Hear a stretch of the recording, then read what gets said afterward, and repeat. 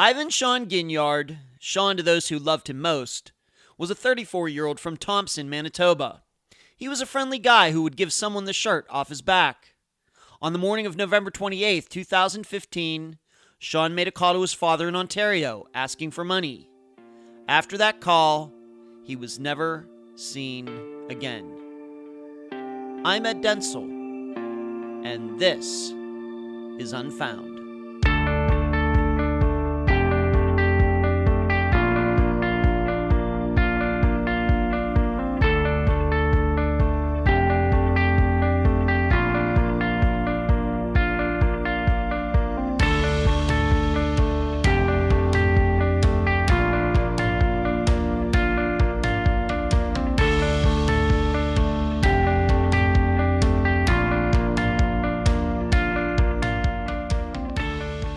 Have you ever been to a place that was dangerous?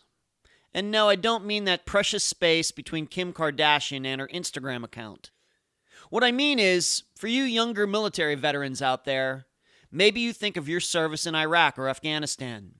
For you older vets, the first Gulf War, Bosnia, or Vietnam come to mind. For you much older military veterans, Korea, Europe, the South Pacific.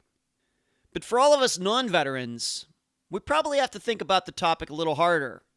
Is there really a town and neighborhood where you thought an act of violence could be perpetrated on you at any moment? Yes, cities have their issues, but those pockets of violence can be avoided if needed. Even Chicago, with its murder statistics, 99% of the city is harmless. Well, today on this episode, Unfound is bringing a missing persons case to you from one of the safest countries in the world. Canada, a first for this program. Yet we are going to a town the Winnipeg Free Press calls the crime capital of Canada. And reading the statistics, it's no slouch. There's seemingly no part of it where a person can let their guard down. But it's not Toronto, or Montreal, or Vancouver. It's a city I'm sure you never heard of. I'm sure you'd have problems finding it on a map. In fact, I'd never heard of it before finding out about the disappearance of Shawn Guignard. In Canada, it has been ranked number 1 in crime 9 out of the last 10 years. It's Thompson, Manitoba, the most dangerous place. And now a summary of the case. Shawn Guignard's life was going fairly smoothly in St. Catharines, Ontario. He was close with his sister and parents and planned to be a welder. However, in his early 20s, his behavior changed. Doctors diagnosed Shawn with schizophrenia. He was put on medication, and that brought him back to being the old Shawn. Yet throughout the next decade, at various times, Shawn tried to wean himself off the medication, to negative results, with him hearing voices and being overtly friendly. Most importantly, Shawn's illness did not cause him to be violent. In fact, it was much the opposite. In the months before his disappearance, Shawn had left his home in Ontario, ending up in Manitoba, hoping to use his welding experience to work in the gold mines. Yet at this point, he had been off his medication for several months and was struggling. In Thompson, Manitoba, he lived out of his truck and in a homeless shelter, but made money doing various jobs around the city. However, Shawn also ran into trouble with locals and got beat up not long after getting there. On the evening of November 27, 2015, Shawn was seen at the shelter playing cards with 2 women and a man. They seemed to be getting along. Yet the next morning, Shawn made a frantic call to his father needing money. Due to the banks being closed, Shawn's dad couldn't help him. That morning of November 28th, Shawn was last seen behind the homeless shelter in Thompson. He was never seen again. What complicates finding a resolution to this case, besides Shawn's own mental health, are the man who ended up with Shawn's truck claiming that Shawn gave it to him, the locals' attitude toward outsiders, and Thompson's own police department that seems to have no control over its horrendous crime rate. Shawn's family believes he is a victim of foul play. The guest for this episode is Melinda Guignard, Shawn's sister. Unfound news. I don't talk about work I do behind the scenes too much, because I'm never sure if a particular disappearance is going to make it on Unfound. I can't use names at this point, but recently I was able to locate the best friend of a woman who went missing in Las Vegas back in the 1980s. The missing woman's sister had been looking for this friend for at least the last 10 years. The friend and I had an in-depth conversation about what she remembered from back then. She cleared up some facts that weren't facts and added new information to the story that I think will help the sister get people looking at the disappearance again. You'll hear the entire episode soon. Next, I always mention it in the next section, but I want to personally invite all of you to the Unfound Live show on Wednesday nights on Facebook at 9 p.m. Eastern. You can talk to me, ask me questions, as long as they're PG rated. We talk recent true crime news, and I preview that week's upcoming case. And you get to hear about things before everybody else does. The viewership has been going up recently, so maybe you'd like to be a part of the new group finding the show. Finally, you'll notice this week's case is the first outside the United States, since Unfound covered the disappearance of Ben Charles Padilla in Angola. I'd like to branch out and do some more of these non-USA cases. I know Unfound has listeners all over the world. If you know a missing persons case, and you know someone in the family, let me know. Let's make it happen. Where you can find Unfound. Unfound is on Facebook, Instagram, Twitter, YouTube, iTunes, Podomatic, Stitcher, Podbean, and Spotify. Of course, I already mentioned the Unfound live show on Facebook. The email address, unfoundpodcast@gmail.com. The website, unfoundpodcast.com. The website at Trib Total Media, triblive.com/news/unfound. Unfound has Patreon and PayPal accounts. Your contributions provide for many of the items guests have received so far. I cannot thank all of Unfound's supporters enough. This week I need to thank Kelly. Unfound Merchandise, Volumes 1, 2, and 3 on Amazon in both paperback and ebook form. Let's try to work on getting some great reviews for Volumes 2 and 3. If you've bought them, please give them a nice review. The playing cards, go to makeplayingcards.com/sell/Unfound Podcast. And shirts for almost all of Unfound's cases at unfound-podcast.myshopify.com. This includes the flagship t-shirt, The First Year Cases, that has a collage of everyone from Suzanne Lyle to Jennifer Wilkerson in it. Please check it out. And please mention Unfound on all true crime Facebook pages and other websites and forums. Thank you. I'm so happy to have on this episode of Unfound the sister of Shawn Guignard, Melinda Guignard. Melinda, welcome to Unfound. Thank you. Let's start here. He is your brother. Shawn is your brother. How many brothers and sisters do you have? It's just the two of us. Just the two of us. And was he your older or younger brother? He was my older brother. All right. Well, let's get into that. What kind of relationship did you two have? How close are you in age? How was it, you two growing up together? Shawn and I are 22 months apart. We were very close in age. When my parents first started out and got married, we just had a 2-bedroom bungalow, and my brother and I shared a room until I believe I was 2 and he was 4. And then we got a bigger house, and during our teenage years, we both shared like the downstairs of the house. So we kind of had like our own area, and we remained close like throughout our childhood, our teenage years, all our adult life. Mm-hmm. What kind of interests did you share? Were you like into video games or the outdoors, or what were you two? What two kind of things did you two share?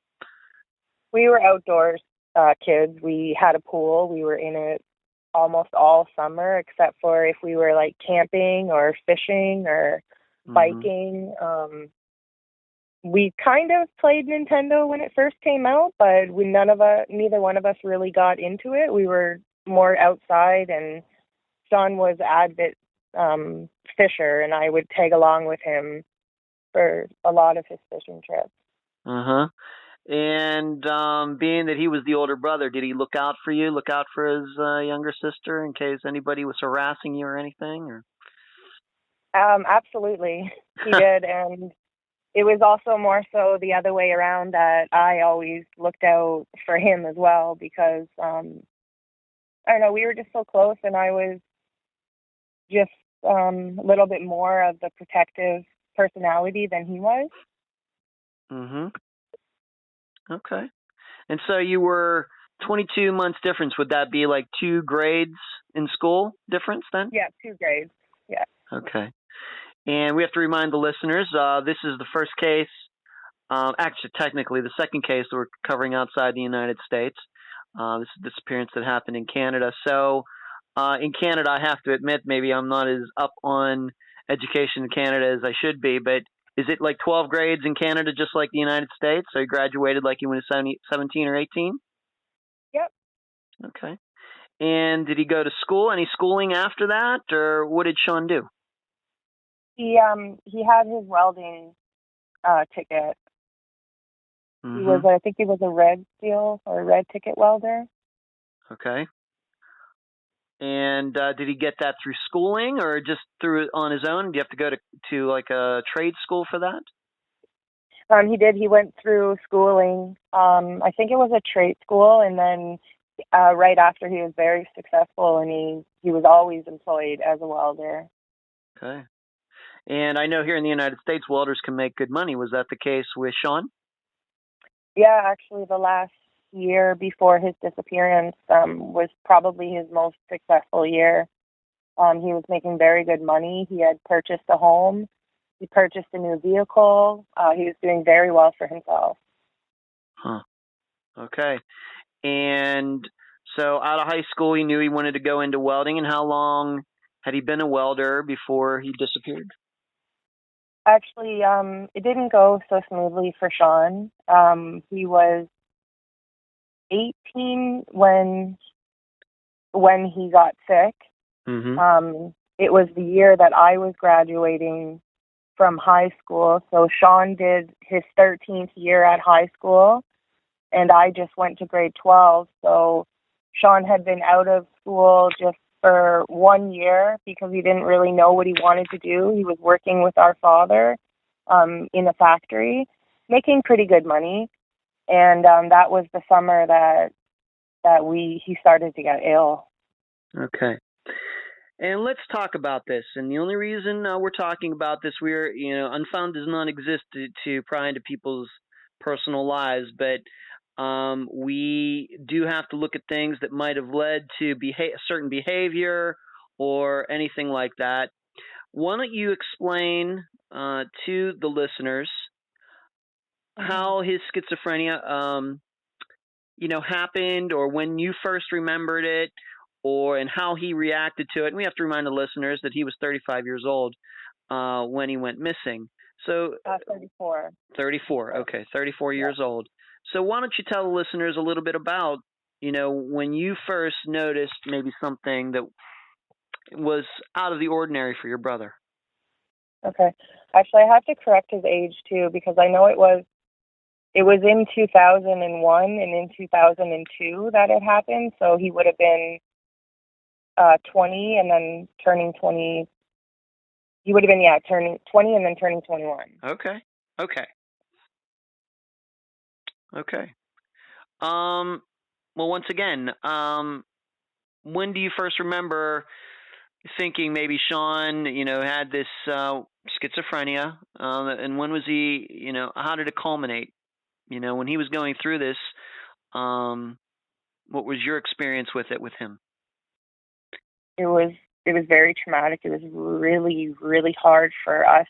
It was very hard for our family. I started to notice it in Shawn's 12th year, like in his last year of high school. He started to withdraw from, like, he was about to be in hockey, and he would have been very successful, getting a full scholarship. And he started to withdraw from that, and he was hanging out with his friends more, but he wasn't really doing things that he enjoyed. And he was working with my father, and he started to complain, like he felt like everybody was watching him and talking about him. And he just became a little bit more paranoid. Mm-hmm. And as the summer went on, he just got a little bit more agitated and more paranoid about things. And there was a time that our parents went away for a few weeks, and it was just him and I at home. And just one day I was talking to him, I was having a conversation with him, and just like everything changed in his face, and his speech changed, and he became extremely agitated, extremely paranoid. He was very, very worried. It was as if he had seen a ghost, and I was trying to calm him down, and there was nothing that I could do or say to calm him down, because the way that he was talking to me, I couldn't make any sense out of anything. And the more I tried to tell him that I could not understand him, the more angry he became with me. So Wow. that night, I left the home for the night just to let him cool down. I came back in the morning, and I noticed he hadn't slept, and he had been up all night, and he had the curtains drawn and the lights off, and he was complaining that pollution was coming into the house and making him sick.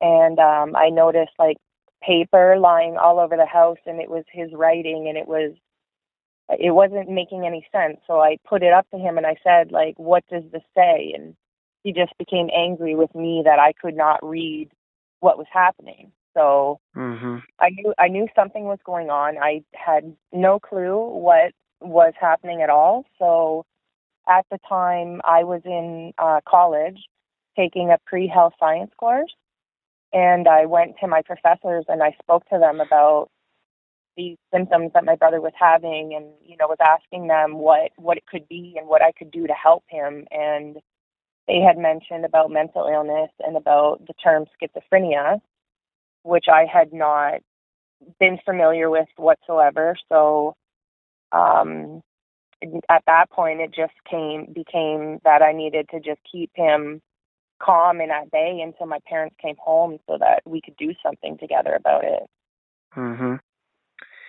And is this something that continued, or was it something that he had a moment of clarity where he finally realized something was going on with him and he wanted to get help, or did he have to be...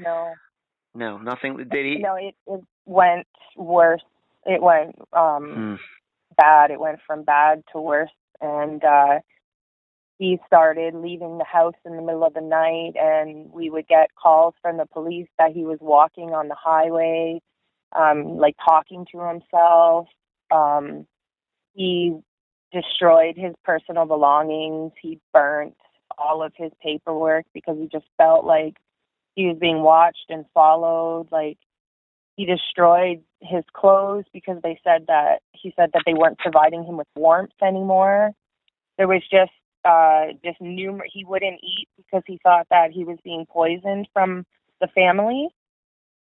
It wouldn't stop. And between me going to my professor at college and my parents going to our family doctor, we had realized that the only way that we were going to get help for him was that we had to wait until he became a danger to himself or to somebody else and call 911 and get him placed into a mental hospital for an assessment.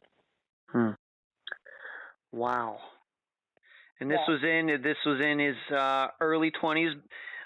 So he somehow, though, he did get help somehow. It took, for 6 years, as a family, for 6 years, we struggled with him. He would not take his medication. He would not own up to having a problem. He did not believe he had a problem. He refused any treatment whatsoever. And actually, he left the home and he moved to BC to stay with a friend. And the friend was a little bit aware of how sick Shawn was, but didn't really grasp the concept of how sick he was until he had to live with him. Yeah. And that relationship went sour, and Shawn got a place on his own where eventually he got in trouble for walking around the town naked and talking to himself. And when he got picked up by police, he was put in a hospital. So from there, he actually got himself treated a little bit in BC. Mm-hmm. And at the time, I had had my child, who was just maybe a few months old. And Shawn decided that he did not want his niece to learn that he had schizophrenia, and he wanted to overcome the stigma and overcome the illness so that he could provide and be a good uncle to my daughter. Mm-hmm. And that's what changed Shawn's life. Wow. So 6 years of no medication, you and your family, struggling, to, I guess keep him maybe out of jail, keep him out of trouble, keep him out of any, strange circumstances he might get himself into. And then finally, you said he went to BC, which I'm going to guess is British Columbia. Yes, sorry. All right, so he went the whole way across Canada from Ontario to British Columbia to live with a friend, but then had to come back because things didn't work out. Was he able to hold a job at this time? I mean, I can't believe anybody would have wanted to employ him at this time. No, he did not have a job for the 6 years at all. He was on a disability. Mm-hmm. And he remained on disability until in 2009 he got a job in the apartment that he was staying at as a landlord. And then from that, he progressed into opening his own cleaning company. So he had a company called Clean It, Paint It that he ran by himself. And then from there, he saved the money, and that's when he put himself into welding school. Okay. So at this point, though, I mean, I'm guessing your family had to be, after 6 years of that, I mean, you had to be really excited about how things had turned around. Absolutely. Okay. Everything was going well in all aspects of all of our lives. Okay. But things at some point went, unfortunately, the other direction. When did that start happening?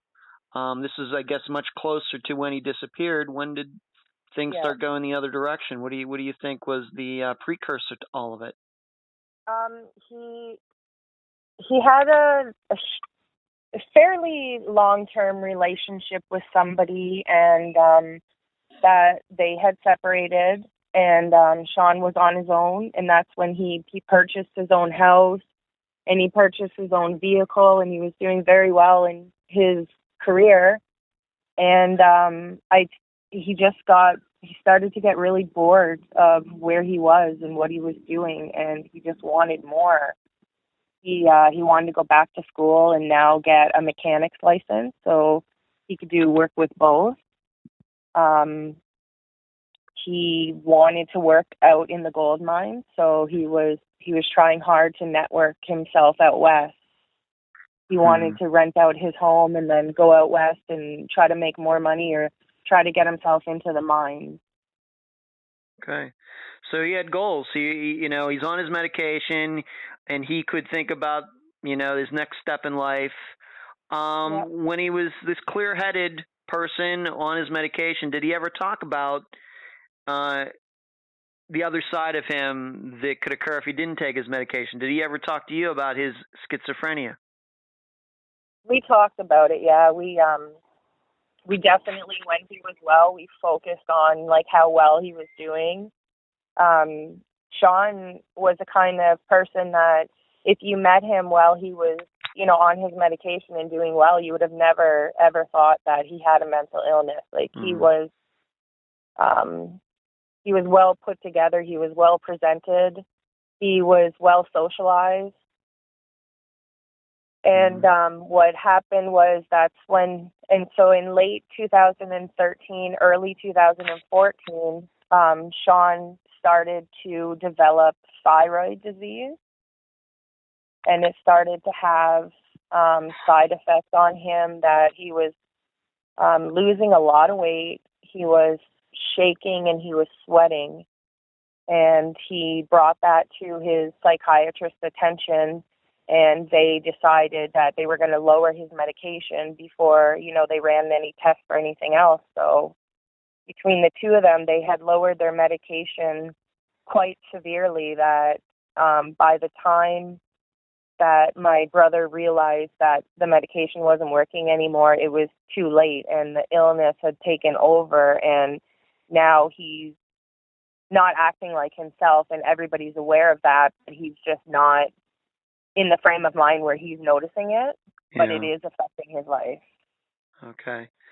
So this thyroid condition, they try to wean him off some of the psychiatric medication, and what it did was it just brought that other part of him right back. Yes, it did. It made him relapse terribly. Okay. So we get closer to you said 2015, and maybe something else that you'd brought up that might have also been very difficult for Shawn was your father had some health problems as well, and it seemed to affect Shawn. Yeah, in 2015, my father had a knee replacement surgery, and while he had the surgery, he contracted a very rare infection that infected all of his internal organs. And my father, being a drinker, his liver was not the strongest to begin with, and he did get cirrhosis of the liver, and he was actually in a coma for nearly 1 week. And Shawn, of course, knew about this, and in fact, at the time this happened, wasn't Shawn in the same hospital? He was actually at first when we found out that he had the infection and he wasn't doing well. They told us right away they didn't know whether or not he was going to make it. And at the time, Shawn was visiting in Quebec. So we got a hold of Shawn and we told him that he needed to come home because there was a family emergency. So he did. And when he came home and he seen my father in the condition that he was in, he realized that he wasn't doing well himself, and he probably could not handle it. And that night he went and he signed himself into the psychiatric ward under a 72-hour observation. Wow. Willingly. Okay. So your father is in the hospital, but he does recover. Your father is still alive today, right? 2008? Yeah, he is. He is, but however, Shawn's already gone before he knows that. Okay. All right, and let's talk about that now. At some point, Shawn does get out of the hospital after this 72 hours. What brings about him moving from Ontario, I guess in the St. Catherine area, which I kind of know, to Manitoba? And how did your family feel about this, and especially given that he seemed to, his schizophrenia had kind of come back, and maybe he wasn't taking his medication the way he should? Nobody was in support of him leaving out west at the time that he did, in the condition that he did, and with our father in the situation that he was. None of our family wanted him to do this, and this is something that he knew of, and he left in the middle of the night in July of 2015, and he didn't let anyone know where he was until he was already in Manitoba. Yeah, and Manitoba is not next to Ontario. It's a pretty good drive from Ontario province to Manitoba out there, which is which would be north of the Midwest of the United States, kind of like north of Montana or something like that. So it's a good drive. It is. It's a long drive. It's a 3-4 day drive. Okay. So he has his truck, and the truck is going to play a part in this later. Your family was, but this was going back to that goal of working in the gold mines, wasn't it? Yes, it was.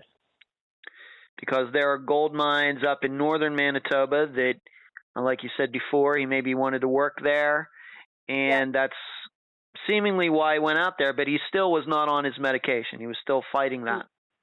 absolutely. Yeah, he was not on his medication, but in his mind, he was going to go down there and he was going to get a job in the mine. Okay.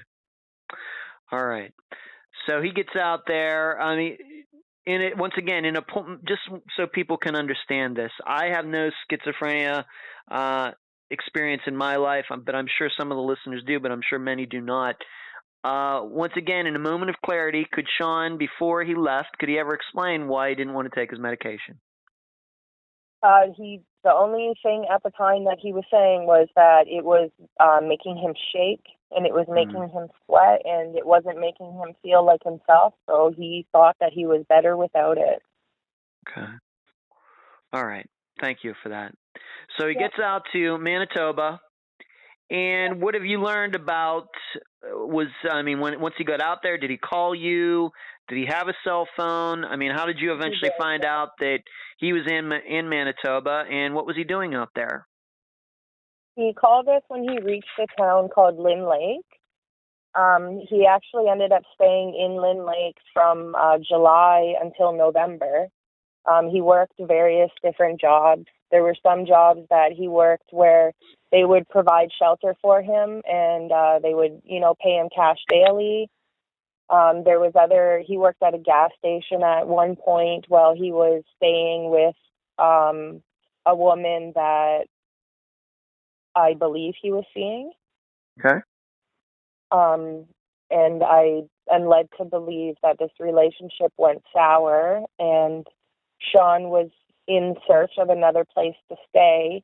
And this is in late November now. And he's told that if he goes to Thompson, Manitoba, that there's lots of people looking for workers, that he'd find work, and that he could also get better connection to the gold mines where he wanted to be. All right. So Shawn arrived in Thompson, Manitoba on November 21st of 2015. So not long. He was only in Thompson, not very long before he disappeared. 1 week. 1 week. Okay. You said this place in Manitoba, the first place he went to was Lynn Lake? Yep. Okay. And we have to get something, I think, on the record here, because I think in some places this timeline has gotten a little messed up, because I think if you read some stories out there, there's an altercation at a hospital that is connected to his disappearance, but actually this altercation at the hospital and where he disappeared from are two separate cities totally. Completely, and they're actually about 600 kilometers separate from each other, so completely different cities, completely different areas. Okay. Please explain to the listeners this altercation at the hospital, and then maybe just your opinion on how that all got mashed together into one story when it should be two separate stories.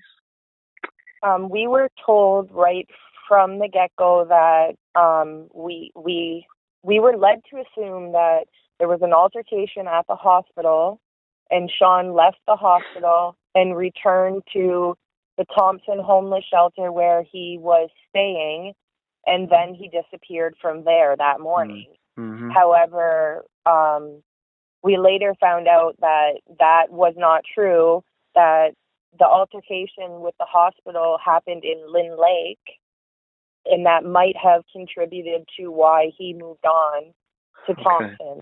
Okay. So what you're saying is that maybe the altercation at Lynn Lake happened maybe the middle of November of that year, maybe? I don't know if you have exact date or not, but... No, we were never given a date. We were just given a time frame in the fact that it happened in Lynn Lake. Mm-hmm. And it was given out as a reference as to how Shawn's behavior could have been at the time of his disappearance. Okay. What did actually happen at the hospital? And I think that I know enough about this case is that you believe, and I of course believe, this altercation that happened in the hospital has nothing to do with his disappearance at all, but maybe we should just explain what did happen anyway. So apparently, Shawn shows up in Lynn Lake, and he has his truck, and he's befriended almost the whole entire community.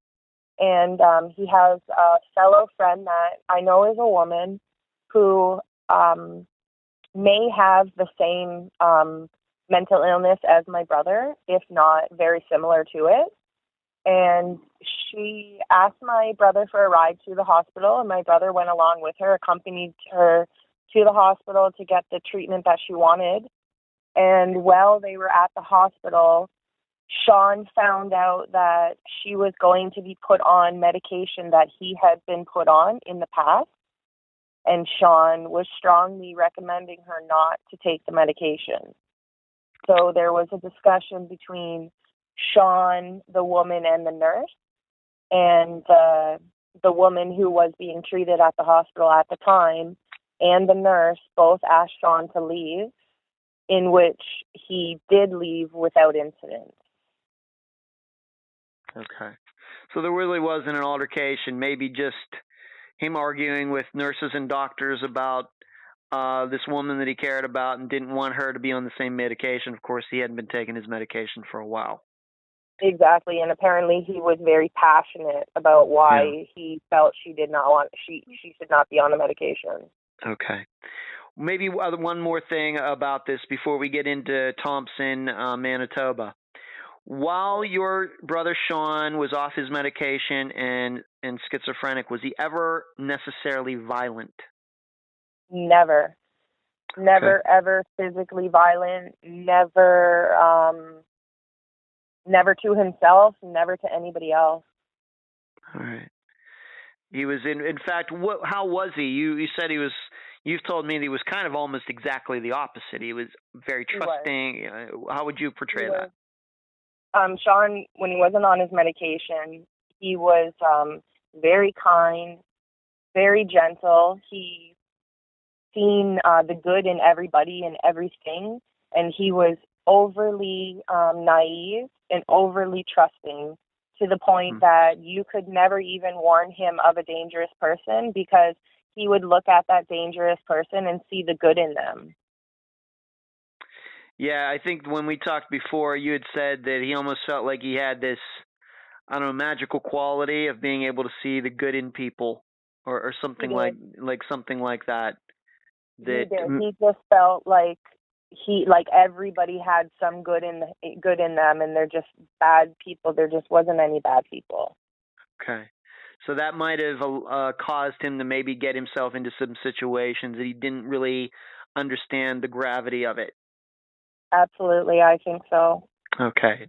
And once again, once we get to the circumstance of his disappearance, I think maybe people will be able to understand that. So he's in Lynn Lake, doesn't want this this woman that he got to know very well, to take her medication, and we know why he would be fighting against that, because of his personal experience. Then you believe possibly that caused him to move out of Lynn Lake up to Thompson. Let's talk You believe so? Okay. Yeah.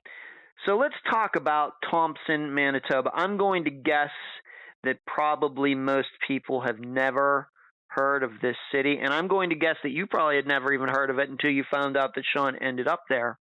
No, never have. What have you learned about Thompson, Manitoba, just in general? And it's very surprising to me because as an American, we know the crime statistics between the United States and Canada. Canada's a very safe, civilized country. There's like 32 million people in there, not a very high crime rate. Yes, maybe there's some shady places like in Chicago or Toronto, maybe Vancouver. But other than that, very low crime rate. But Thompson, Manitoba, what can you tell the listeners about Thompson? When I first heard of where my brother went missing, of course, the first thing that I do is I Google the town, and right away it says that Thompson is topped the Violent Crime Severity Index and finished second in both overall crime severity index column and nonviolent crime severity index column in several different years. So what I did learn is that Thompson is called the hub of the North, and a lot of very remote, isolated communities north of Thompson that are only like airplane access Yeah. actually use Thompson, Manitoba as all of their like medicals. It's their main town for shopping. And I am led to believe that it has a very large mental health hospital, and a lot of Aboriginal people from very secluded reservations are flown into Thompson regularly for mental health treatment.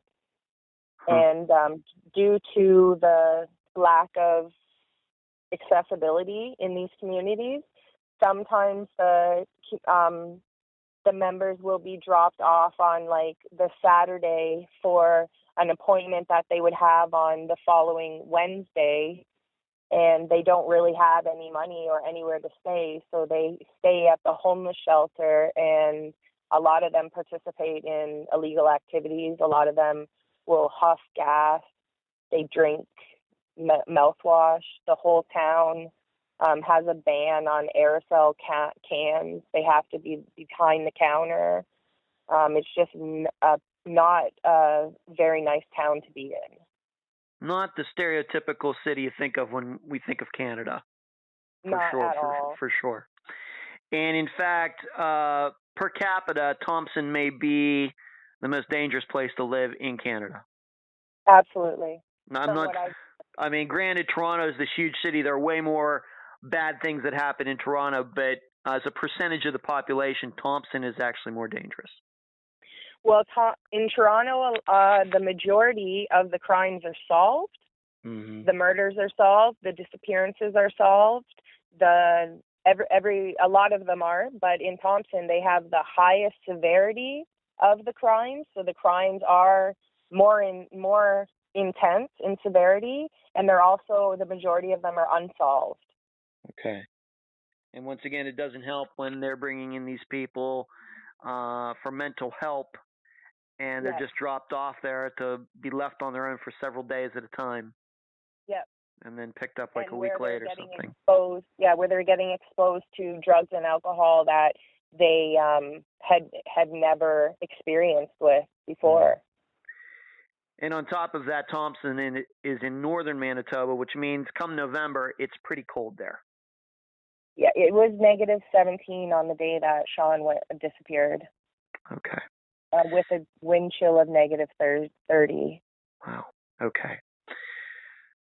So Shawn, this is where Shawn ended up. One way or the other, this is where he ended up. He chose to be there. You know, he drove up there. Yeah. And because this is a connection to the gold mine industry in Canada, he has his truck. But what did you find out? Where was he living? And he was only there a week, but even before that day he disappeared, he had some issues. Why don't you talk about all of that? What have you learned? I learned that Shawn showed up at the Thompson homeless shelter, and at first he was welcomed very friendly, and he right away he befriended a bunch of different people. I did learn that there was one gentleman that felt threatened by Shawn, and I think it was on his second night at the homeless shelter. They had an altercation. The gentleman, I don't know if I'm able to release names. Please do. Yeah, sure. Malcolm was his name. Okay. Beat Shawn up and actually was jailed for a breach of probation from the Thompson shelter for that incident. Okay, so he's only there 2 days and already he's having a fight with somebody else at the shelter, probably somebody who had been in Thompson for a long time, unlike Shawn, who's the new guy. Right. So he has his truck. He got beat up. Did anything get stolen at that time? I mean, how bad were Shawn's injuries? Do you know? I was told that the fight was broken up, so other than a couple sucker punches, Shawn did not suffer any injuries. Okay. The staff really liked Shawn, and they called the police right away, and the gentleman was put in jail for it. But other than that incident, I was told that Shawn switched from staying inside the shelter to staying in his truck because he felt like people were after him, or he felt like people were watching him, or just he didn't feel safe. And he had turned in his passport and his wallet to the staff of the shelter because he was not sure that it wouldn't get stolen. So he wanted them to hang on to it for him, but he did inform them that he would be back for it. Huh. Okay. So even though he was off his medication and, like you said, he was kind of paranoid and everything, he could somehow think through this and wanted to make sure that somebody had his important identification. Yeah, he didn't feel comfortable, probably due to the fight and maybe some other things that may have happened, but he definitely was able to sense some sort of danger, and that was what he thought was best to do in that situation. Okay. And maybe just so the listeners know, during this time, how often did he have a cell phone? Was he contacting your parents, or were you talking to them? Did you, or, even before he got to Thompson, who was actually communicating with him? It was mostly my parents, my father in particular, because he was at home now, and now he's not working. So when Shawn calls home, the majority of the time it's my father or my mother answering. And he did call me as well, mostly when his cell phone was working, but he did have his cell phone disconnected at some point, maybe a month and a half before he made it to Thompson. So he was still in Lynn Lake when his cell phone was disconnected. So we would receive collect calls from him. Okay. So he was talking to you. He was talking to your family. One of the times he called back, did he tell you about, or your parents about getting beat up, or was that not something you found out until he disappeared?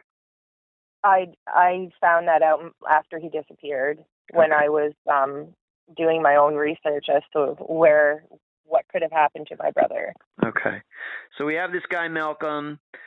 He went to jail. Would it be responsible for Shawn to did Shawn file a report against him, or was it just enough for the police to show up and find out that this guy broke his probation to get him back in jail? Shawn did not file a report, and he did not want to, I'm told. It was the fact that the police were called, and the gentleman was on probation for previous assault, so he went directly to jail for that. Okay. And this Malcolm guy, was he in jail at the time that Shawn disappeared? Yes, he was. All right. So even though the listeners that might perk their ears up, it is known that he was in jail when Shawn disappeared, so he could not have been responsible for Shawn's disappearance. Yeah, and I also did look into whether or not it was feasible for him to have somebody attack my brother or to retaliate on my brother somehow. And I was told that was not a possibility at all, that Malcolm did not have any phone calls going out, and he did not receive any phone calls coming in. Okay, that's really complete work there, Melinda. That's nicely done. Okay. Thank you. One more thing before we get to the day that he disappeared, at least the last day that he was seen. During one of these phone calls, did maybe your parents think that Shawn was hallucinating? Almost all of them, my parents kept saying that he's not well. They wanted him to come home. They had a lot of arguments over the phone about my parents strongly suggesting that he comes home. Of course, he wasn't listening to them. He was intent on staying in Thompson. But I only ask you about the hallucination issue because it might have been something that brings about his disappearance, which we'll get into in a second. But that was something that you say had been going on for a while during phone calls. The last phone call that I had with him, he was having visual hallucinations. He had told me that he had found some clear, uncut diamonds at the beach and that they were worth a substantial amount of money, and that he was going to find somebody that he thought truly deserved them and that he was going to gift them to them. So we moved to that day, November 28th, 2015. When you started your own investigation into all of this, what have you personally learned about that day? That day I learned that 6:45 a.m., Shawn was standing at the back of the Thompson homeless shelter having a cigarette, and he spoke about people being after him and that he didn't feel safe and that he needed to leave. Okay. And who told you this? Was it somebody that worked at the shelter that heard him say this, or who was it? At first I heard it from the police, and then I called the shelter myself, and it was confirmed that it was at approximately 6:45 a.m. that he was seen having a smoke at the back of the shelter, speaking about somebody being after him and him needing to leave. Okay. And because of it, once again, because he's not on his medication, maybe it was just him hallucinating somebody was after him, or it could have been reality. Could have been. Yep, it could have been either or. Okay. When did you learn about this card game? I guess they were playing euchre, maybe. I'm not familiar with card games, I'll admit it, but they were playing cards. He was playing cards with two girls and another guy at the shelter. When did this occur, and what happened during that? So this happened on November 27th of 2015, so the night before Shawn went missing, or Shawn is last seen. Okay. That was a day that everybody who was receiving welfare would have got paid and would have got their welfare money. Shawn would have not received any money because he was just working cash jobs. So people at the shelter, the majority of them were paid, I was told, and the majority of them did have alcohol and or like cigarettes and maybe drugs. That I did hear that Shawn was not participating in any drug use, but he was consuming alcohol. And I heard that he was playing cards with the two ladies and a man, and they were giving him drinks because Shawn would not have gotten paid that day, but Shawn actually made a promise to them that he would pay them back for the drinks that he consumed. And once again, from what you've learned, though, Shawn, I got the idea, was making some extravagant claims about how he could pay them back. I think he may have made some claims about, like, don't worry about it, I'll have the money, no problem, it's not an issue. And just from the time that I talked to him last, when he was talking about, seeing the uncut diamonds and them being of value, I hope he wasn't saying that to them, because that would put him at a very high risk. Yeah. Right. If this was I don't know how a high stakes card game it could get into, given the people involved, but if he was telling them, some things about how he had money and everything, it might have been setting him up for a robbery or something. Possibly. I absolutely think that's true. So let me set this up for the listeners. So not long after he gets to Thompson, he gets into this altercation, this fight with Malcolm. Malcolm goes to jail. Malcolm is still in jail at the time that Shawn is at this homeless shelter, 27th to 28th. The night before, Shawn has this card game with two girls and a guy. Maybe he's drinking a little too much. We know he's not on his medication, so he might be telling some stories, and these two girls and this guy might not realize that it's just him talking. They might take it actually as the truth. We just don't know. And then the next morning, somebody at the shelter or somebody sees Shawn. He's behind the shelter, and he's claiming that somebody is is after him. This is 6:45 in the morning, and once you said it's very, very cold there. Did he not actually also make a call to your dad that same morning? We're very sure that he did. My father at the time was not very well, and it's very difficult to determine the exact day because Shawn was not unfortunately reported missing right away, and we were not unfortunately notified right away as soon as he was reported missing. There was several days that had lapsed in between. So my father, little bit unsure of the days, but it was definitely shortly before his disappearance. Obviously, November 28th, at least in the United States, that would be around Thanksgiving. Is your father think in retrospect it could have been maybe the 27th or the 26th or even possibly the 29th or 30th? Yeah, it was definitely very, very close to his disappearance. It was definitely before his disappearance. He's just not sure whether or not it was the day of or a couple days before. Okay. And you and I, Melinda, we'd actually talked about maybe talking to your parents to see if they could dig up their phone records to find that out. Yeah, and we were not able to do that, and the only people who can do that are the police, which for whatever reason they did not. Okay. Maybe we need to have a longer conversation about that after this interview, but suffice to say, you've looked into getting that information and you've not been able to get it at this moment. No. No, and we were also told that it might not help in the case. Okay. That was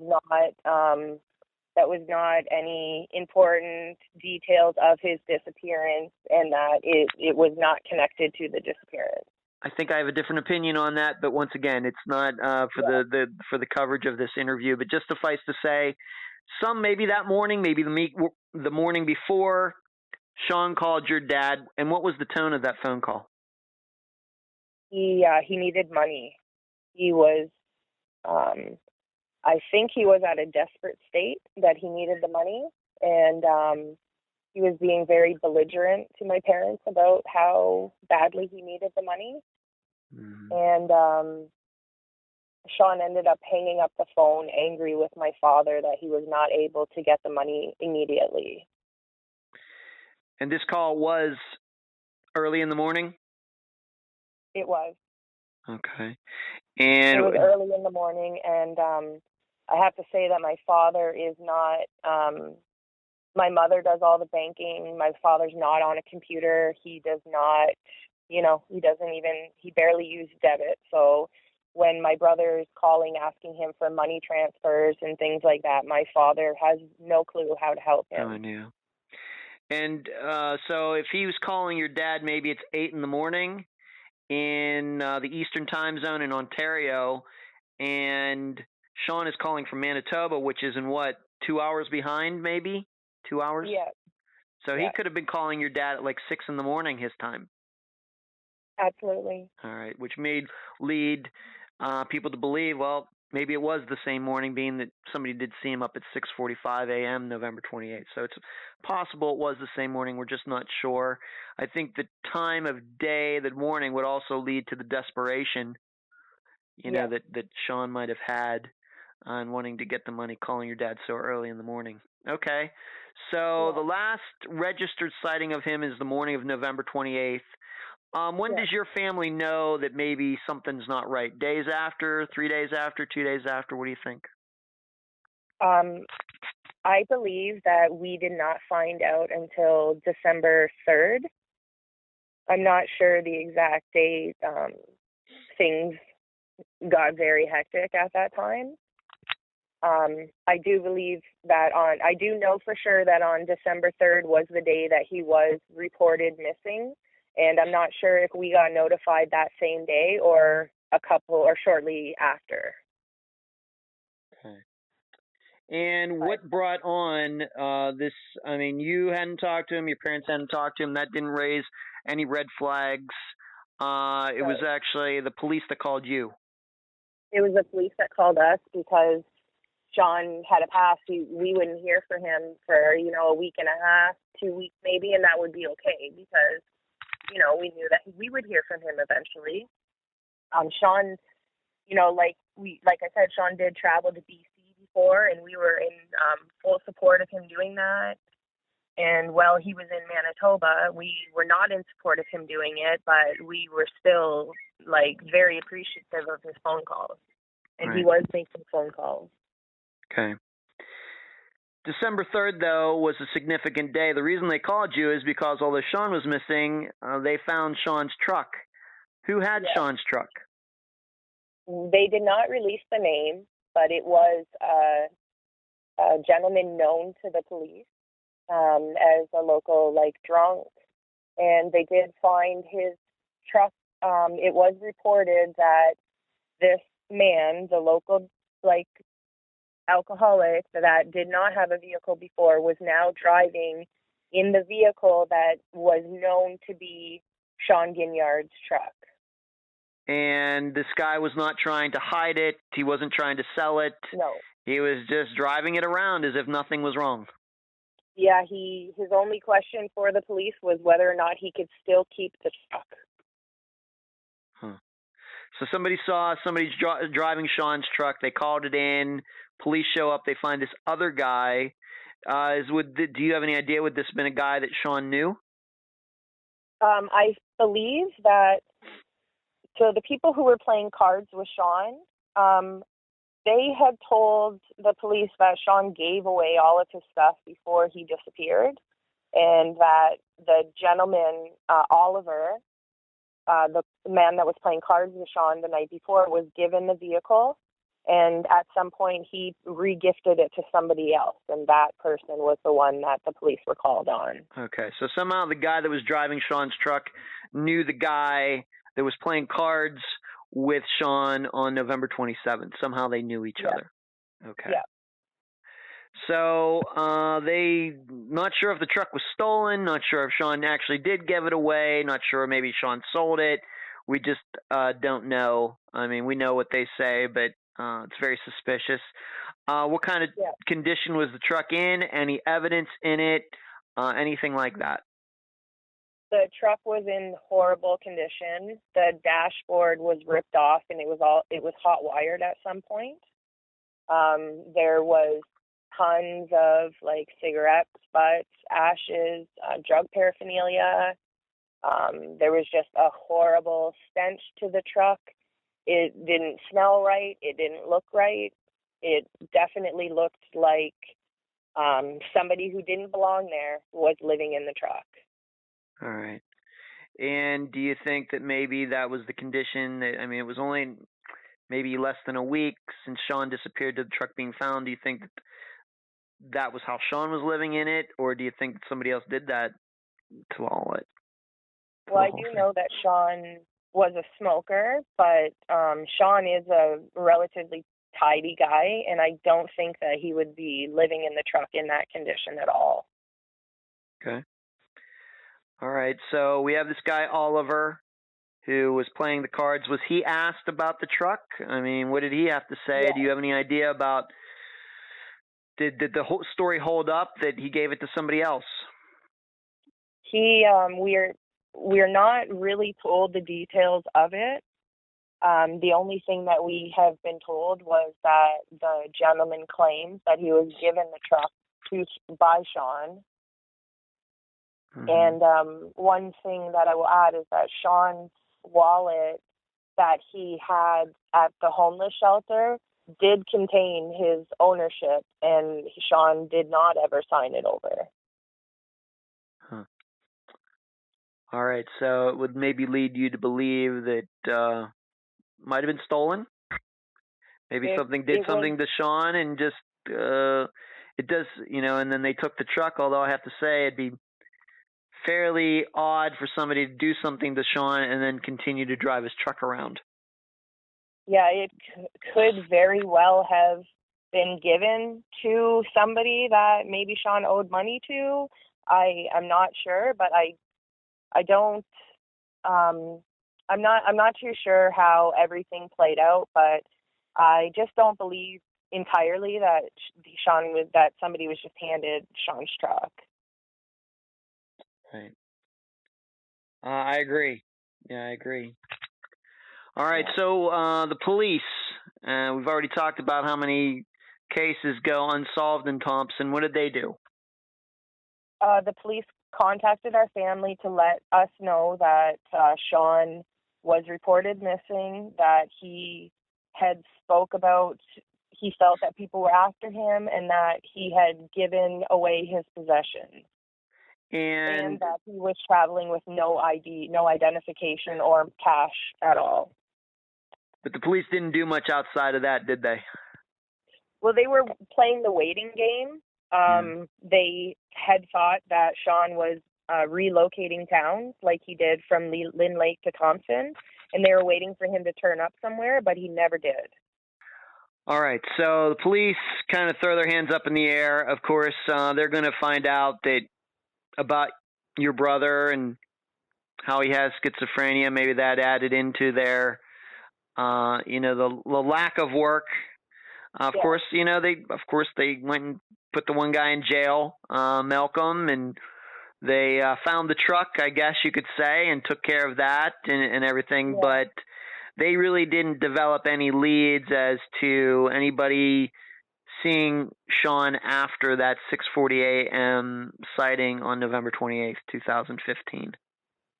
Nothing whatsoever, and I did some extensive reaching out to the community in Manitoba through online. I had posters plastered all over the city. I posted ads on Kijiji. I looked for events in the area that I thought that maybe Shawn would show up at, and I called them ahead of time, and I asked them if I could give them his poster and if they could put it up and just have their eye out for him. Mm-hmm.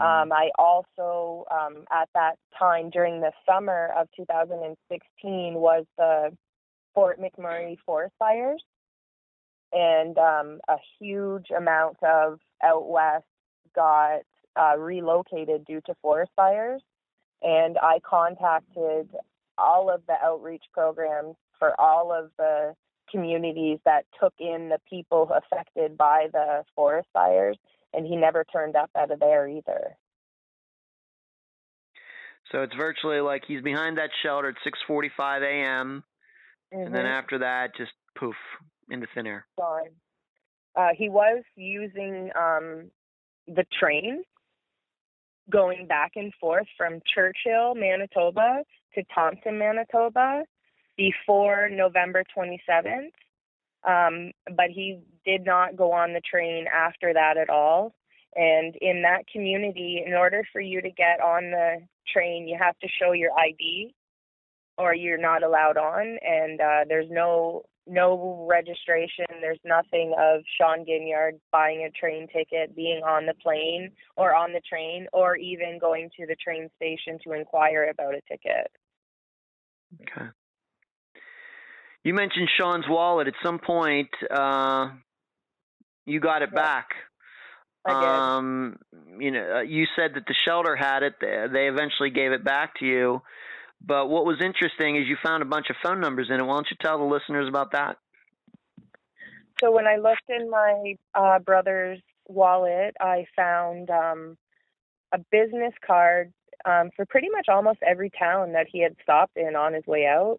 I found out that he spent a little bit of time in Sudbury, Ontario, before he went out west looking for work, and there was nothing there.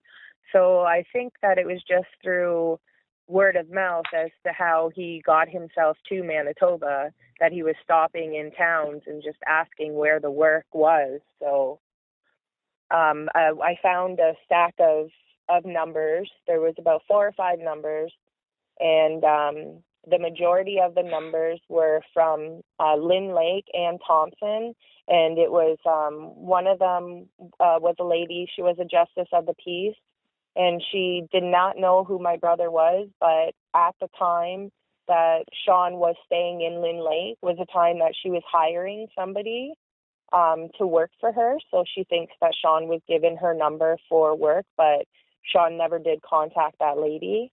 Another number was her son, and I spoke to him, and Shawn did actually contact him. He said that he did not have work for him and asked where Shawn was staying. And Shawn told the gentleman where he was staying. And the very next day, he went there and he picked Shawn up. And Shawn worked with him for one day, but he didn't have anything after that. And another number was in there called the Life Saving Society. And I'm told that at some point when Shawn was in Lynn Lake, he had made just some very subtle comments about ending his life. And I believe that somebody gave him that number to reach for him in case, he decided to go that route. However, I am told that the next day after Shawn made that claim, his friends followed up with him and asked him how he was feeling, and he said he was feeling so much better, and he actually regretted saying that. So all these numbers are in this wallet. Just to be sure, this is a wallet that was turned into the shelter? Yep. Did the police ever see that wallet? The police had the wallet in their possession the whole time. And what do you mean the whole time? How long would you say they had the wallet? Since the missing persons report was made, so that was another reason why the missing persons report was made. Was not only was the community members of the community driving around in Shawn's vehicle, but they also still had Shawn's wallet that Shawn had told them that he would go back to get before he left again. So they were really concerned as to why Shawn didn't do that. Mm-hmm. And another thing was that on the morning of November 28th, Shawn was unsure of whether or not he was going to stay at the shelter that night. So he did ask the staff to save him a room just in case, but he never claimed the room. So the bed was given to somebody else. Okay. And another important part about the wallet is the police had it for a certain amount of time, and you found out the police had the wallet. They never called any of the numbers in the wallet. You did it, and when you called the numbers, you asked if the police ever called these people. The police never called any of these people. They never once called any of those people, never. They never heard from the police. They were very aware of the fact that Shawn was missing. They were unaware that their numbers were in his wallet, and none of them had been spoken to by the police. That had to be a little saddening when you found that out. It was heartbreaking.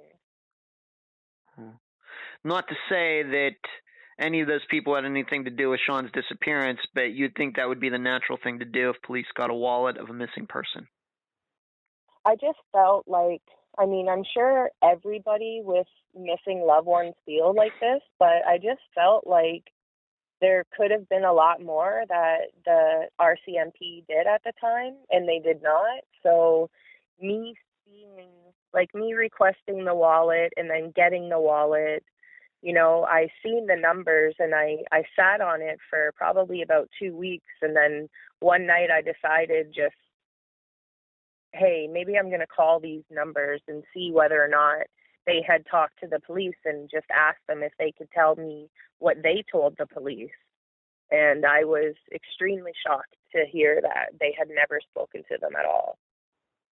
I guess this just goes back to all those crimes being unsolved in Thompson.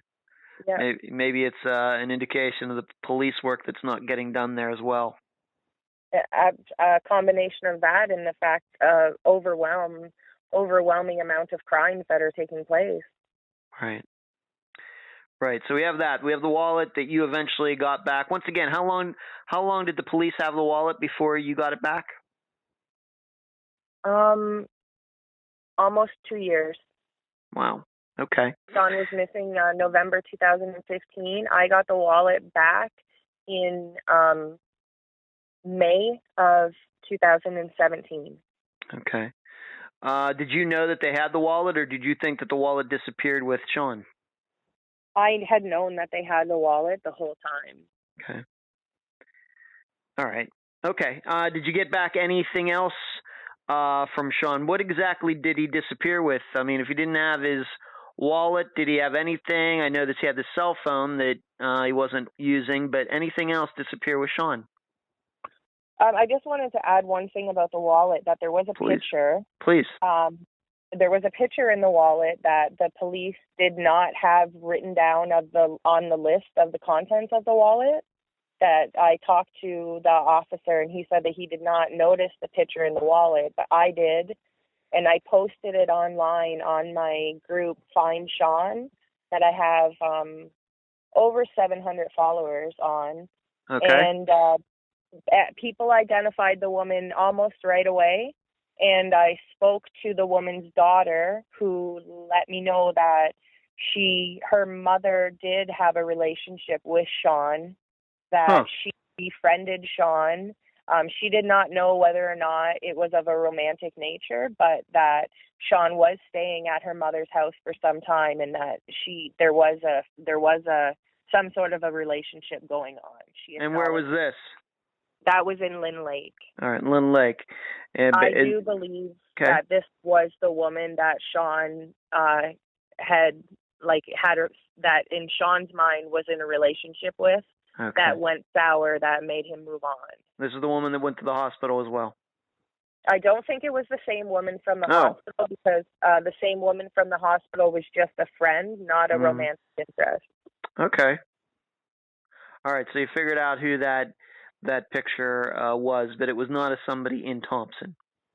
No, it was in the lake, yeah. Okay. Something else regarding Shawn's disappearance is the alleged sighting of him in Saskatchewan, which is a nearby province in Canada. Yeah. Why don't you tell the listeners a little bit about that? Well, I got myself thinking about, what every aspect of this disappearance could be.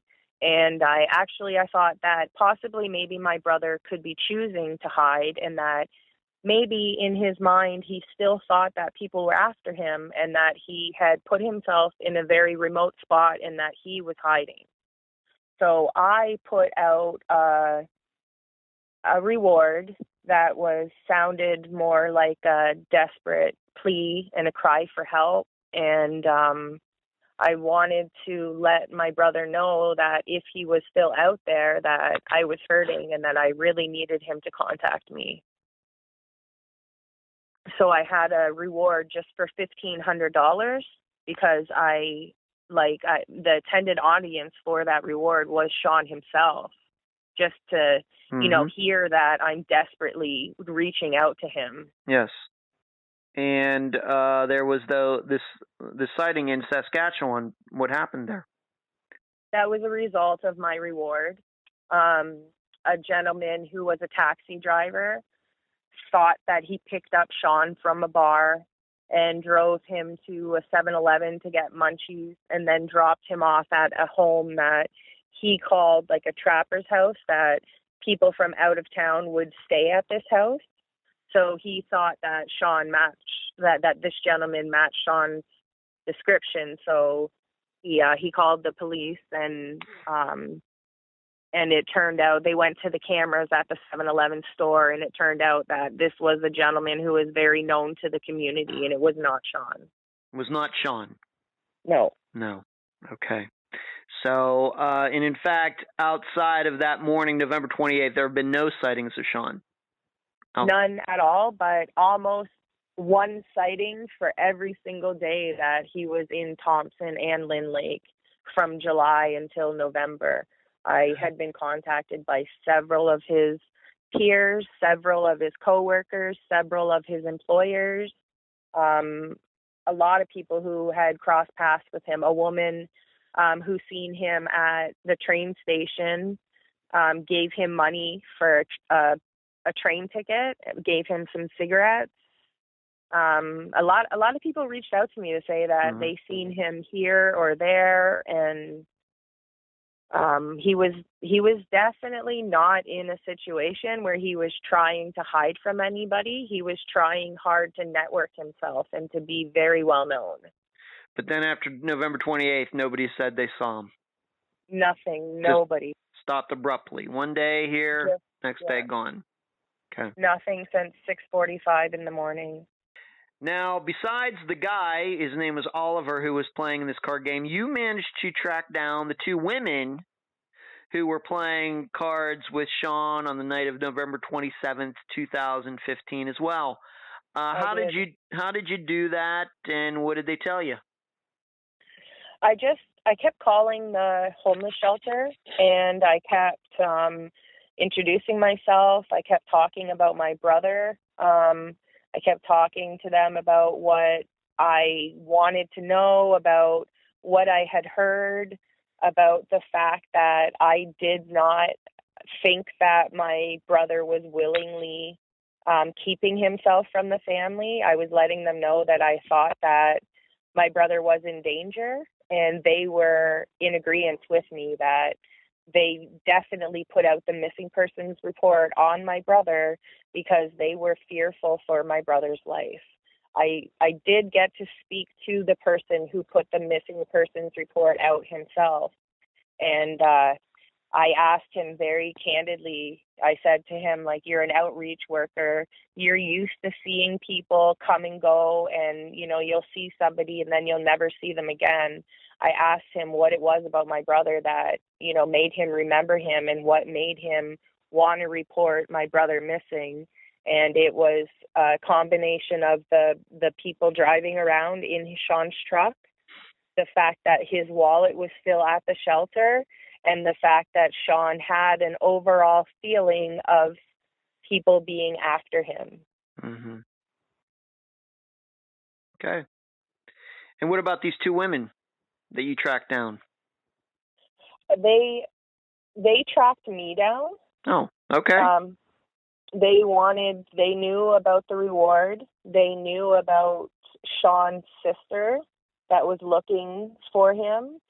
And at this point, it was Thanksgiving of 2016.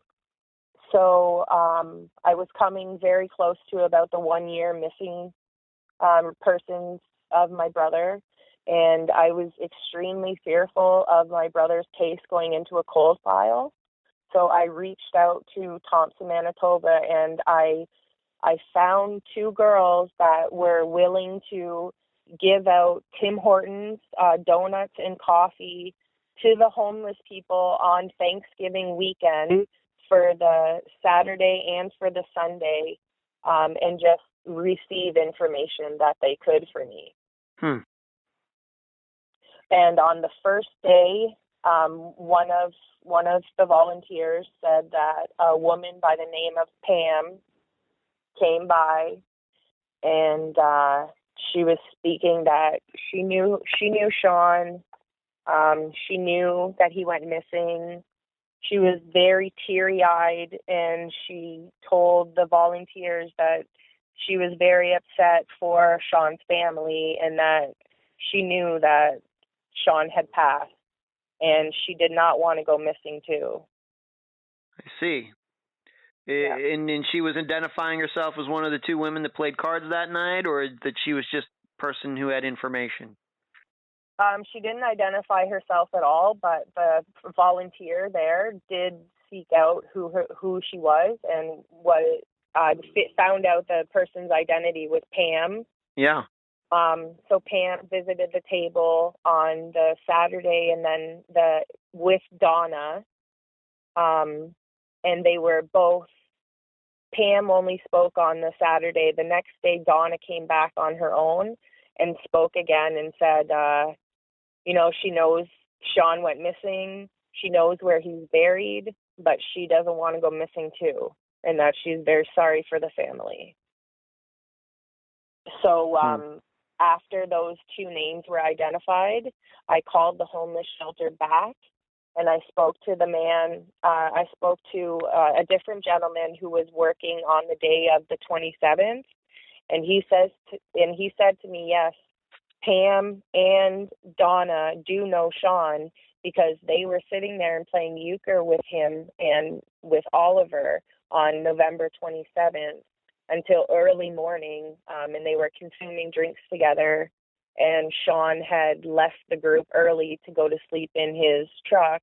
He had had too much, and then the other three continued to drink and, entertain themselves while Shawn had retired for the night. So what you're saying is Pam and Donna, they did not identify themselves as the two women who were playing cards that night, but somebody at the shelter identified those two as the ones who were playing cards. Absolutely. Okay. So that lends at least some credibility to their story. I don't know what to make of it. I mean, I hear a lot of different stories, people lying about what they know in cases, but you do at least know for sure that these two women, along with Oliver, were playing cards with Shawn November 27th. I do, yes, and I do know that was never in the police report. Mm-hmm. And I do know that was a fact, that did happen, and that Donna and Pam and Oliver all admit to drinking and hanging out with Shawn before his disappearance. Okay. And what I should infer, I guess what we can infer from what they're saying is they're afraid to say any more than that because they're afraid they'll disappear like Shawn did, as in some sort of revenge or just to keep their mouth shut. Something like that, yeah. Okay. Have you personally been able to talk to Pam or Donna over the last, let's say, 2 years? I did, actually. I spoke to Donna I was speaking to the person who was volunteering at the table, and she had texted me the information that Donna had said to her, and I gave her my phone number, and I said, if you see Donna again, I said, call me collect. I said, I want to talk to her. So later on that day, she did see Donna, and she did call me collect, and she was just asking questions that I would just repeating questions to Donna, and then I could hear what Donna was saying herself. But Donna wasn't willing to go any further than what she said before. She said, I don't want to say anything because, she's fearful for her life. Do you take that to mean that she thinks that Oliver did something to Shawn, or how do you take that?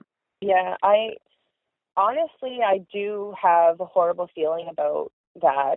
It's just the names come up several times too much. It just nothing sits well with me, and I do think that there may have been another fight on the morning of December 28th that maybe Shawn didn't win. Maybe it was accidental. I'm not too sure what happened, but I do have a very, very awful feeling that he lost his life shortly after 6:45 on November 28th. And Pam and Donna and Oliver, they don't stay at the shelter anymore. They're back on a reservation or something like that. They are, we in the United States call them Native Americans, but what do Canadians call them? First Nation, right? First Nation people? We call them Native, and they're on their reservation. And that's where Pam and Donna are now? Pam's actually deceased. Oh my. I have no idea when that happened. Okay. But Pam is deceased, and Donna and Oliver are still living together on their First Nation. And last summer, my parents drove down and visited Donna and Oliver at their house and spoke to them. And this time they agreed that, they knew Shawn, that they drank with him a few times. And this time they told my parents that he had a white girlfriend and he left with his girlfriend. Any idea who that might be? Have you ever mentioned that to the shelter people about a white girlfriend for Shawn? Anything like that? When I originally called right away and I was asking all the details, I was asking whether or not he was seeing somebody, whether or not there was a woman that he could possibly have ran off with, and everybody says that Shawn was not seeing anybody. that there were there were women interested in Shawn, but he wasn't looking for that. Mm-hmm. And there was certainly not any white women around for Shawn to date. Donna and Oliver told my parents that he left with a woman by the name of Amelia Hardy. And when I looked up that name, she's a somewhat famous author. So just making names up. Yeah. Okay. So your parents actually sat down and looked across the table at maybe two people who know exactly what happened to Shawn. Maybe. Yep. But by the time that my parents talked to them, it was almost 2 years later, and the stories had changed and the details were very faded. Yeah. Okay, so we have Pam, who's deceased. We have Donna and Oliver, who are a couple. They're a couple, like in a relationship. Yep. Well, that's convenient. Okay. Yep. This is something that I want listeners to know that I personally brought this up in a prior conversation because just the way the conversation was going, and I asked this to Melinda, so I'm going to ask her again. Do you believe that Shawn's disappearance was racially motivated? I do, a little bit. Okay, how do you mean? I think it was racially motivated, as well as the fact that he had a mental illness. So I think that he was a target in his community, being one of very few Caucasian men, one of several that had mental illnesses. But Shawn was one of the only ones that were not self-medicating like the rest of them were. And Shawn came off to them as a little bit of a preacher. I guess what I'm saying is, do you think it was because he was a white guy, new to town, driving a truck, and they saw somebody they could take advantage of? I think so, yeah. Okay. What would you say is the racial makeup of Thompson, Manitoba? I'm led to believe that the majority of them are Native. Mm-hmm. And that it's not really who lives in Thompson. It's more so who visits Thompson, why they visit Thompson, and how long they stay there for, in reference to the mental hospitals that people come in and out for treatment for. Did you ever, I know he was only there a week or maybe a little more than that before he disappeared. Did you ever chance to go over to that psychiatric hospital and ask them if they ever saw Shawn? I've called them. I've called almost every hospital in Manitoba, almost every clinic in Manitoba, and Shawn has not received treatment at any of them. Never. Okay. Never before he disappeared, never. So he gets in town, he's driving the truck. Maybe some of the locals, quickly find out that, Shawn doesn't have all of his mental faculties, maybe a little bit of a big talker, hallucinating a little bit. And then they find also that he's very trusting on top of that, and they see somebody that they can take advantage of. And once again, it might have been a factor that he wasn't a local and wasn't part of the majority race in that area. Could be. Shawn also felt bad for the smokers in the fact that it was very cold. So he left his vehicle unlocked for people to sit in and have a cigarette without having to be cold. So that kind of behavior I don't think is like custom in that town. And I think that did put a very big target on his back.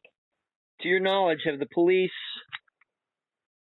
talked to extensively, to any extent, of course Pam is deceased now, but Donna and Oliver, have they interviewed them, interrogated them, anything like that at all? They have said that they've made attempts and that the stories are not consistent and that they're not reliable, they're not consistent, and they've never been given at a time of sobriety. So unfortunately, Pam, Donna, and Oliver are big consumers of alcohol and did choose to speak to the police when they were intoxicated. Going back to when your parents got to talk to Donna and Oliver, being that this guy who ended up with the truck said he got the truck from Oliver, did Shawn's truck come up in that conversation? Did Oliver just come right out and say, "Yeah, Shawn gave me the truck"? Do you know? Yeah, he did. That's what he said. Yeah, he did. Yeah. So he said that Shawn gave him the truck because Shawn was going off with some white woman leaving town or something like that. That's their story. Yeah. Okay. All right. In the present, what is going on with the case right now, Melinda? Anything? In the present, I don't believe that anything is going on with the case. We're told that it's still open and active, and that Shawn is on the Crime Stoppers homepage, and that it is an open file that people can still give their information on, but it has not happened.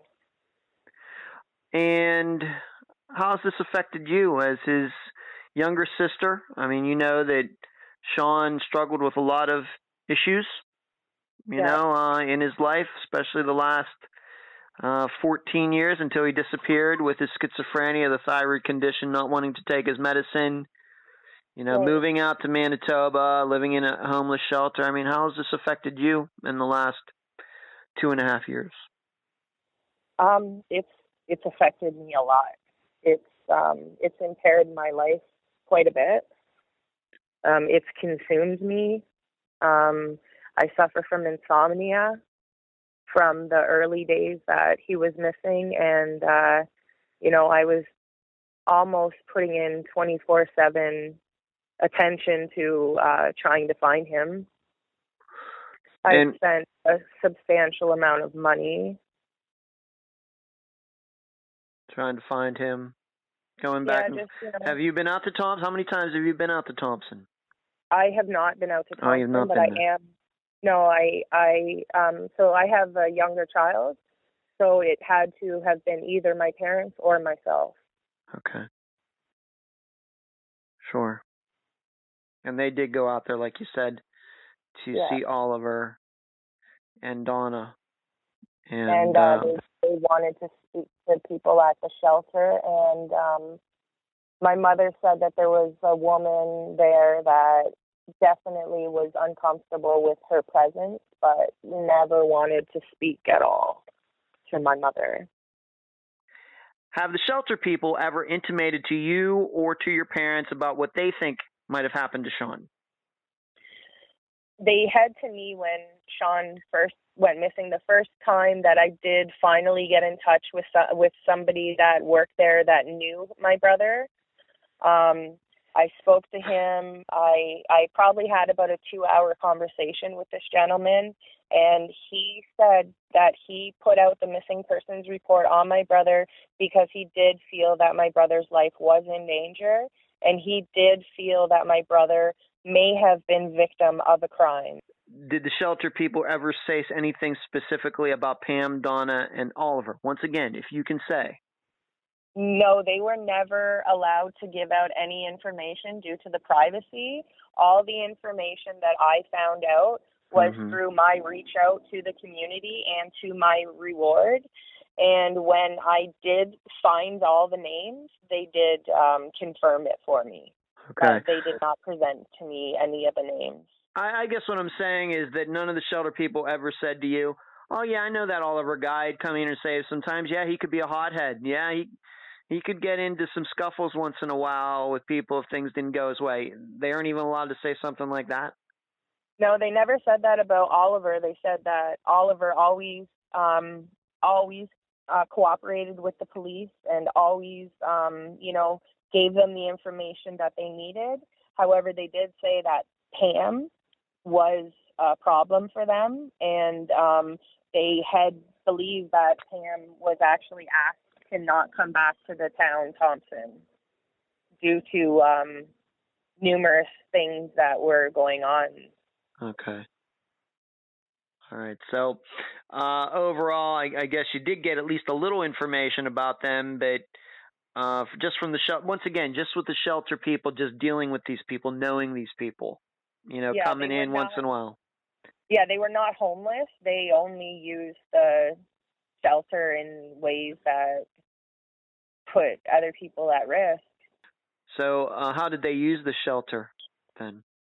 Just basically as a place to stay off of their reservation to party. So they weren't necessarily homeless. They were not homeless, no. Okay. And what about your parents? I mean, how have they struggled with this in the last 2.5 years? My father suffered a stroke, more than likely due to the stress of it. And we're all affected in different ways. Of course, my mother is definitely affected by it. They were very close with my brother. I had to take some time off from work. I did not do well with it. Few people do, Melinda. Few people do. Yeah. Everybody is affected by it, and everybody suffers from it in their own way. Yeah. And I know in all the people that I've interviewed, parents can be affected by it, and of course it's one of the worst things can happen to a parent. But even that, they handle it in different ways, and it's the same way with siblings. Yeah, absolutely. I've had some siblings that are very involved in trying to find their missing brother or sister, and then they tell me about some of their other brothers and sisters who aren't involved at all. Right. It's just it's a wide range of what people do when somebody goes missing, a loved one goes missing, and how it affects them emotionally. It's a wide range.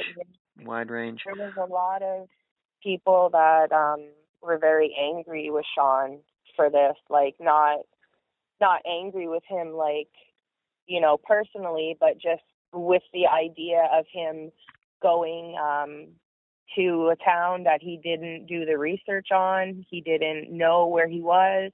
He didn't, he didn't check his surroundings. There are some people that are a little bit angry with just the way that things happen, but I mean, yeah, anger is just another one of the emotions that you have to go through when you are missing somebody that you truly love. Right, and I mean, you can't blame him too much for that. I mean, you can blame him for not taking his medication. That was not good. Extent, yeah. that was something that made it very hard on you, very hard on your parents, and probably other people as well. But anything after that is just a factor of his illness. And even him going off of his medication, it's just it's another factor of the illness, and the majority of people do relapse several times when they have schizophrenia. Yes. Do you have a Facebook page or anything else where people can go to find more about what you've been doing? I know that you are, if you aren't in, you're going to be in there very shortly, the Unfound Podcast discussion group. Do you have a Facebook page for Shawn? Anything else? I do. I have a Facebook page for Shawn set up. It's just called Find Shawn, and then in brackets it's Yvon, Yvon. That's his given name. Yes. We put his name, at first we did have the discussion group listed as Find Yvon, because we had heard that in some parts of the town he was going by Yvon. So it's Find Shawn. It's Facebook page. I'm going to be sending people to that to make sure they know all about Shawn. Disappeared from Thompson, Manitoba, November 28th, 2015, about 2.5 years ago. Anything else before we conclude this interview, Melinda? I hope that everybody can still share all the information about Shawn, talk about it, raise awareness to the fact that, just because the case isn't right up in the face of the public, the families are still seeking answers. They're still struggling. Yeah. Okay. I know I have, after the United States, Canada is the place that, the second most popular place, I guess you'd say it, that where Unfound is downloaded and listened to. I have that from my statistics, and I have a lot of listeners in Canada. So I'm hoping that at least a few of them can help you out. And of course, this is the first case that Unfound has covered from your beautiful country, Canada. I've been there many times. In fact, I talked about going past St. Catharines many times, going up to Toronto and up to Rice Lake over the course of my life. So I'm familiar with that area where you, I guess, live and where Shawn grew up. Yep. Yeah, it's a beautiful area. Yep. Melinda, I deeply appreciate you being on this episode of Unfound. Thank you very much. You're welcome. And that was my interview with Melinda Guignard, sister of Shawn Guignard. I thank her for joining me and all of you on this episode. This past week in the Unfound Podcast discussion group on Facebook, I linked to a recent article detailing how bad crime is in Thompson. I can assure you this was not some kind of hyperbole on my part just to sensationalize and market this episode. Thompson is a bad place, for all sorts of reasons, from its inhabitants to the police themselves. And yes, it's surprising given Canada's overall great and peaceful reputation. The question for us, though, is, did Thompson's culture cause Shawn to disappear? I have to say, I'm just not sure. There are way too many variables, including Shawn's own mental state. Given what his sister said, yes, it is possible he gave his truck to that guy to use. In fact, Shawn was allowing other people to sleep in it. In addition, Shawn was hallucinating the days before, and that could be deeply exacerbated by the terrible cold conditions in Thompson in November if Shawn was spending a lot of time outside. Hypothermia is also a possibility if Shawn wandered off. If any of that was different, then I would feel a lot firmer about those people Shawn played cards with, or someone else in that circle. Hey, it could be Shawn gave away the truck for some money to pay the card players off. In that case, everything would be square with them, and no need for any animosity.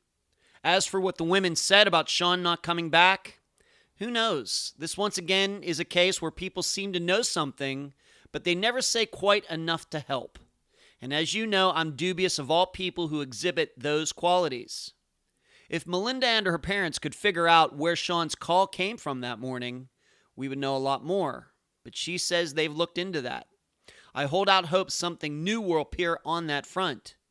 Until then, I will work with Melinda as she sees fit. With that, I'll leave the rest of the theorizing up to you. And that's the program. If you found it informative, please go to the app that you use to listen to Unfound and give this podcast a 5-star review. I thank you for listening. I'm Ed Densel, and you've been listening to Unfound.